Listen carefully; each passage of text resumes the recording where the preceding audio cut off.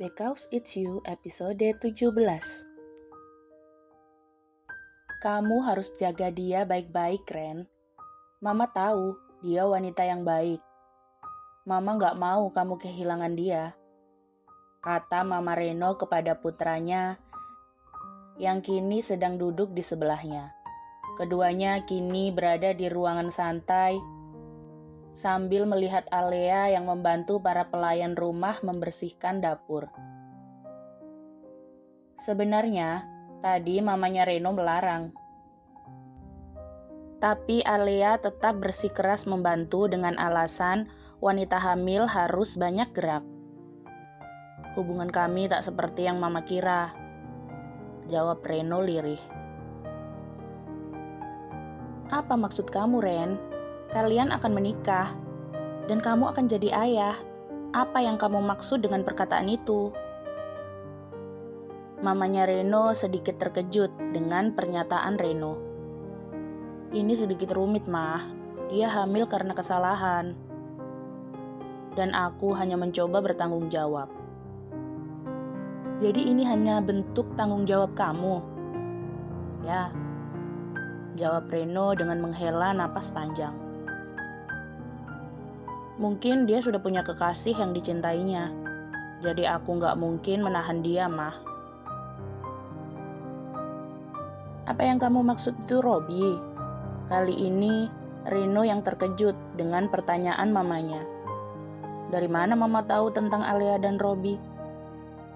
Sasa pernah bercerita sama mama kalau dia punya teman dan Robi sangat menyukainya. Begitupun dengan temannya itu juga terlihat suka dengan Robi.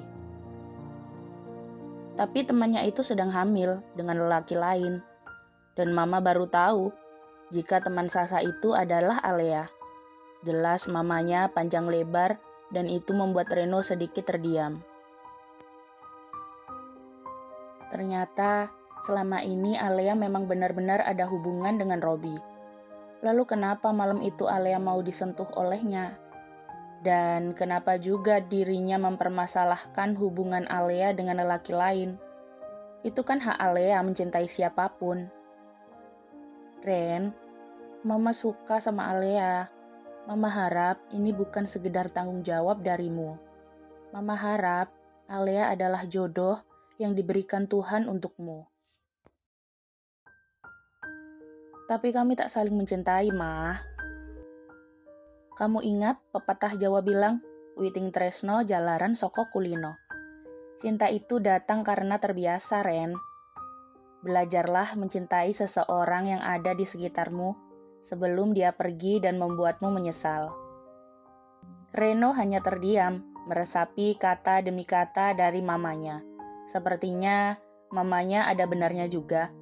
Tak ada salahnya jika ia mulai belajar mencintai Alea. Perasaannya dulu terhadap Tania, cinta pertamanya sekaligus sepupu kandungnya, adalah perasaan tertarik dan bertumbuh menjadi cinta. Begitupun dengan Nessa. Perasaannya juga sama. Tertarik pada pandangan pertama, lalu bertumbuh jadi cinta. Mungkinkah dengan Alea juga bisa? Perasaan yang pertama hanya karena tanggung jawab dan kasihan, apa akan bertumbuh jadi cinta? Mungkin saja cinta itu sudah tumbuh tanpa sepengetahuan Reno sendiri. Reno pun merenung sendiri setelah ditinggalkan oleh mamanya. Tanpa sadar, kakinya sudah berjalan mendekati Alea yang sedang membantu para pelayan rumahnya mencuci piring. Pelayan-pelayan itu pun langsung pergi ketika melihat kedatangan Reno. Kamu gak lelah? Tanya Reno kemudian. Enggak, aku biasa kok lakuin ini. Nanti jangan dibiasakan, kamu nyonya di rumah ini. Apa nyonya rumah gak boleh mencuci piring? Tanya Alea dengan sedikit tersenyum. Bukan gak boleh, tapi gak pantas. Jawab Reno lagi, lalu Reno mulai menyisingkan kemejanya. Sini, aku bantuin. Gak perlu, Mas. Ini sudah mau selesai. Gak apa-apa. Sini, aku bantu. Dan Alea pun mengalah dengan Reno yang keras kepala tak mau mengalah. Ini kamarku, kata Reno saat membuka sebuah pintu ruangan di lantai 2 rumahnya. Alea memandangi kamar itu dengan seksama. Kamar yang amat sangat luas. Mungkin seluas isi apartemen Rama yang dipinjam Reno. Ada beberapa ruangan di dalam kamar tersebut. Ada ruang kerja, ruang pakaian, dan ada beberapa lagi. Ini sangat luas, gumam Alea masih dengan melihat-lihat isi dari kamar Reno. Begitupun dengan kamar Sasa. Jadi, kamar Sasa juga seluas ini? Ya. Kalian benar-benar orang yang sangat beruntung, kata Alea kemudian. Reno lalu mendekati Alea, tepat di belakang Alea. Reno lalu memeluk Alea dari belakang dan menyandarkan kepalanya di bahu kanan Alea, membuat Alea sedikit terkejut dengan tingkah laku Reno. Mas, sebentar saja, kata Reno kemudian. Ada masalah? Tanya Alea sedikit khawatir. Enggak, aku cuma kangen sama kamu. Jawaban Reno membuat jantung Alea kembali berdetak tak menentu. Ada apa dengan lelaki ini? Aku pikir orang tua kamu tadi gak setuju, tapi aku bisa mengerti. Mereka sangat mendukungku, jawab Reno yang masih memeluk Alea dari belakang. Reno lalu melepaskan pelukannya dan membalik tubuh Alea hingga menghadap ke arahnya. Reno mengusap pipi Alea dengan ibu jarinya. Kamu cantik, kata Reno kemudian. Mendengar pujian itu, pipi Alea langsung memerah. Malu dan gugup, Alea lalu menundukkan kepalanya. Tapi, Reno mengangkat dagu Alea hingga Alea kembali mendongak dan tepat menatap wajah Reno. Reno semakin mendekatkan wajahnya, hingga ciuman itu pun tak terelakkan lagi. Ciuman yang sangat lembut, seperti ciuman Reno biasanya, yang mampu membuat Alea terbuai, seakan-akan terbang di awan. Lama mereka saling memagut satu sama lain, bahkan suara decapan ciuman itu berbaur menjadi satu di antara desahan keduanya. Keduanya sama-sama terbakar dan terpancing gairahnya hingga... Mbak, ayo tidur. Suara Sasa mengagetkan keduanya. Sasa yang berniat mengajak Alea tidur di kamarnya pun hanya ternganga mendapati keduanya yang saling bercumbu mesra. Sedangkan Reno dan Alea sontak melepaskan ciumannya dan saling menjauh, membenarkan penampilan masing-masing, membuat keduanya sama-sama canggung. Sialan, mau apa Sasa kemari? Mengganggu saja, pikir Reno kemudian. Ada perlu apa kamu kemari? Tanya Reno kemudian.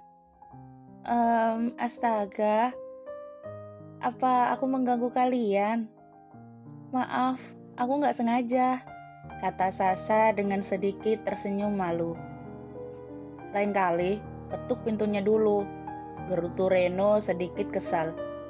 Hehehe, maaf mas, jawab Sasa dengan cengingisan. Mbak, ayo ke kamarku, aku ingin cerita dan aku butuh penjelasan Mbak Alea, kata Sasa sambil menghampiri Alea dan menarik lengan Alea. Kamu mau ngajak dia kemana? Dia harus istirahat. Mbak Alia tidur sama aku, Mas. Apa? Mama yang nyuruh. Wow, jawab Sasa sambil menjulurkan lidahnya. Dasar gadis manja. Biarin. Lagi-lagi Sasa menjulurkan lidahnya sambil berlari pergi dengan menyeret Alia meninggalkan Reno yang sedikit kesal dengan tingkah laku adiknya tersebut. Bangun, ayo bangun. Samar-samar Alia mendengar suara berat tepat di telinganya. Bahkan, Alia merasakan sesuatu yang basah menyentuh tengkuk leher dan pundaknya, membuat Alia sedikit merinding. Ini seperti sebuah cumbuan. Sebuah cumbuan. Siapa yang sedang mencumbunya? Bukankah saat ini dirinya sedang tidur di kamar Sasa? Alia sontak membuka matanya dan mendapati Reno yang sudah tampan berada di hadapannya. Loh, Mas Reno, kamu kok di sini? Tanya Alia bingung sambil bangun dan mengucek-ucek matanya. Tadi malam, dia sangat ingat dengan jelas jika dirinya tidur di kamar Sasa. Aku yang menggendongmu kemari. Kamu pikir aku bisa tidur tanpa mengusap-usap anakku? Reno mencoba memberikan alasan seadanya. Sebenarnya, dia berbohong. Reno hanya tak bisa tidur jika tak memeluk dan sesekali mengecup tubuh Alia. Reno juga bingung apa sebenarnya yang terjadi dengan dirinya hingga bisa begitu menginginkan Alia. Yang Reno tahu adalah bahwa kini dirinya sudah semakin gila karena Alia. Ya sudah, sekarang pakai itu. Dan ayo, temani aku lari pagi. Lanjut Reno lagi. Lari pagi? Iya, lari pagi. Sambil mengelilingi puri ini. Kamu gak mau? Kalau aku kecapean, nanti gimana? Aku yang gendong, kata Reno cuek sambil menuju ke arah kamar mandi. Meski dikatakan dengan nada cuek, tapi entah kenapa, itu membuat Alia terasa panas dingin. Wah, ini benar-benar indah dan luas, kata Alia yang menemani Reno olahraga pagi sambil mengelilingi purinya. Alia benar-benar kagum dengan halaman belakang puri Reno. Luas dan amat sangat luas. Bahkan, terdapat taman dan jalan setapak seperti yang mereka lewati saat ini. Ini sangat mirip dengan punya Dani, kata Reno sambil berjalan mundur tepat di hadapan Alia. Mas Dani?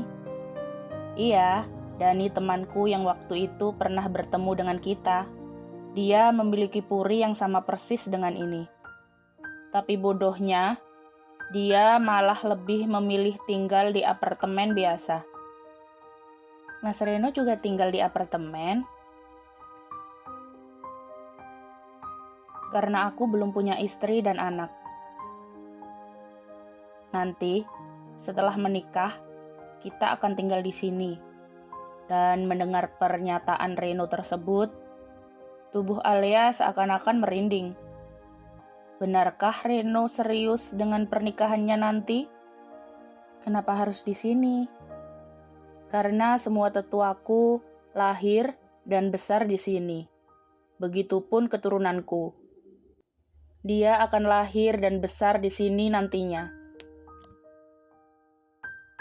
Alia hanya tersenyum miris mendengar pernyataan Reno. Lahir dan besar di sini. Anaknya mungkin akan lahir di sini, tapi Alia tak yakin jika anaknya akan besar di sini juga.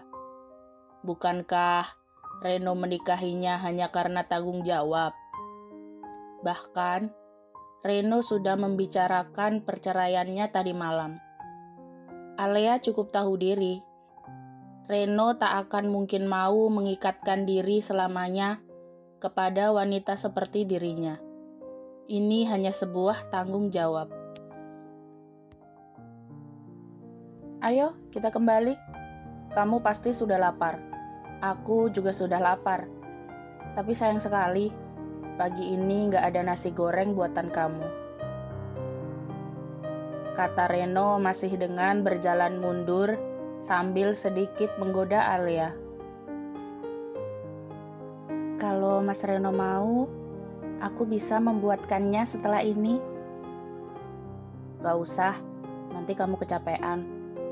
Alea tak lagi menjawab pernyataan Reno karena dirinya terlalu sibuk melihat sosok yang berdiri di hadapannya tepat di belakang Reno. Sesosok wanita yang amat sangat cantik. Alea menghentikan langkahnya, begitupun dengan Reno. Reno memandang Alea dengan tatapan tanda tanya. Kamu kenapa? Tanya Reno yang melihat Alea ternganga, memandangi sesuatu di belakangnya. Dan itu membuat Reno membalikkan badannya dan melihat apa yang sedang membuat Alea ternganga. Sosok itu, sosok yang sudah bertahun-tahun tak ditemuinya. Hai Kak, lama gak ketemu? Sapa wanita tersebut yang tanpa aba-aba langsung memeluk Reno yang masih kaku dan ternganga karena kehadirannya. Tania? Tanpa sadar Reno menyebutkan nama itu. Nama yang sudah terdengar tabu di telinganya. Nama yang sudah Reno kubur dalam-dalam bersama dengan pemilik nama tersebut. Bersambung, sampai jumpa di episode 18-nya ya. Jangan lupa like, comment, share, and subscribe. Bye-bye.